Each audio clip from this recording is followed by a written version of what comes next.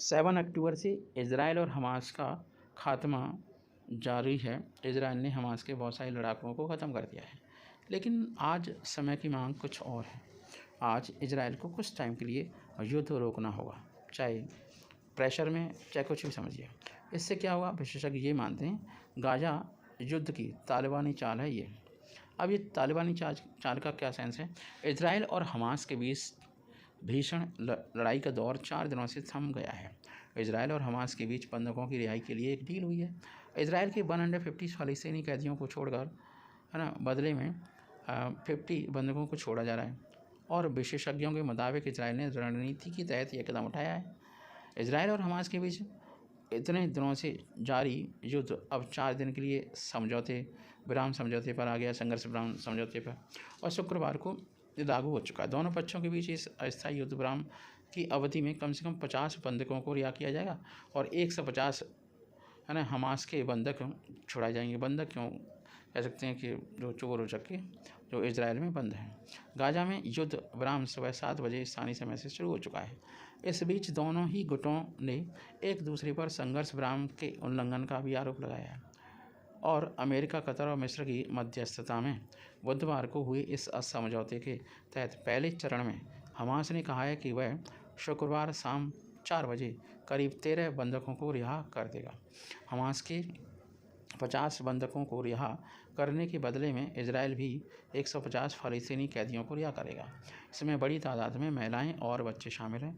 Israel के इस फैसले पर खुद देश में ही कई लोग कुछ सवाल उठा रहे हैं। बेंजामिन नेतन्याहू पर निशाना साधा जा रहा है। विशेषज्ञ इस आरोप से सहमत नहीं हैं, क्योंकि उनका ये कहना है कि इजराइल की 2 कदम बढ़ने के लिए 1 कदम पीछे खींचना पड़ेगा, तभी काम बनेगा और कोई ऑप्शन नहीं है इजराइल के सामने।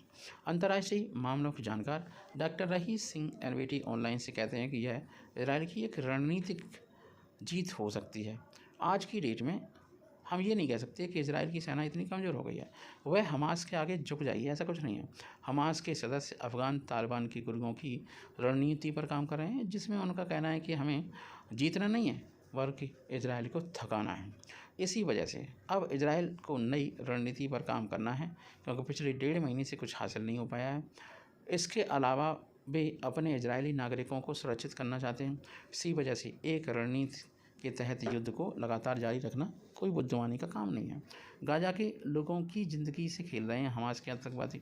डॉक्टर रईस कहते हैं कि इजराइल की सोच रहा है कि अभी 4 कदम पीछे हटना ठीक है, ताकि उसे अपनी रणनीति पर फिर से विचार करने का वक्त मिल जाए। मेरी समझ में यह रणनीति के तहत पीछे हटा है, न कि झुका है। उन्होंने कहा कि हमास जानता है कि वह इजराइल के सामने युद्ध नहीं कर सकता और ज़्यादा लंबा युद्ध नहीं खींच पाएगा।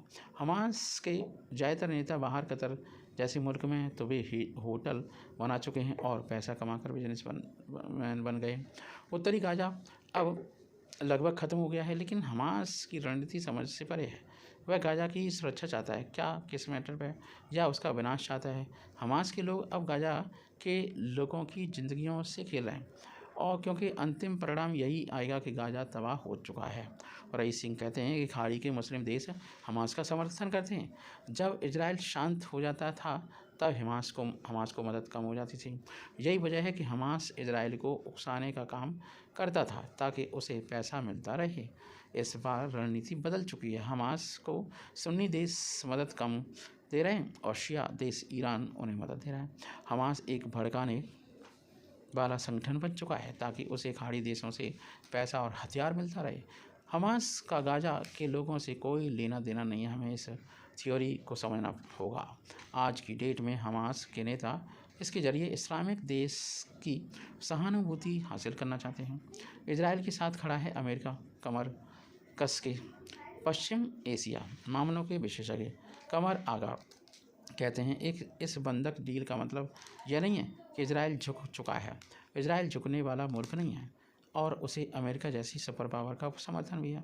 हाँ, यह ज़रूर है कि इजराइल की मजबूरी है, उसके सैकड़ों लोगों को हमास ने बंधक बना रखा है। इससे नेतन्याहू सरकार पर दबाव बहुत ज़्यादा है। इजराइल के प्रदर्शन हो रहे हैं इजराइल में बहुत सारे, ताकि इन बंधकों को निकाला जाए। जिस तरह से के हालात हैं उसको देखते हुए इजराइल ने यह समझौता किया। उन्होंने कहा कि इजराइल का प्लान गाज़ा को खाली कराने का है। इजरायली चाहते हैं कि मिस्र के रेगिस्तान सिनाई में गाज़ा के इन लोगों को बसाया जाए, वहाँ शहर बसाया जाए और अमेरिका उसके लिए पैसे दे। इजराइल एक ग्रेटर इजराइल बनाना चाहता है। इजराइल और हमास में क्या हुआ है समझौता, क्या आपको जानकारी है? मैं आपको बताने वाला हूँ।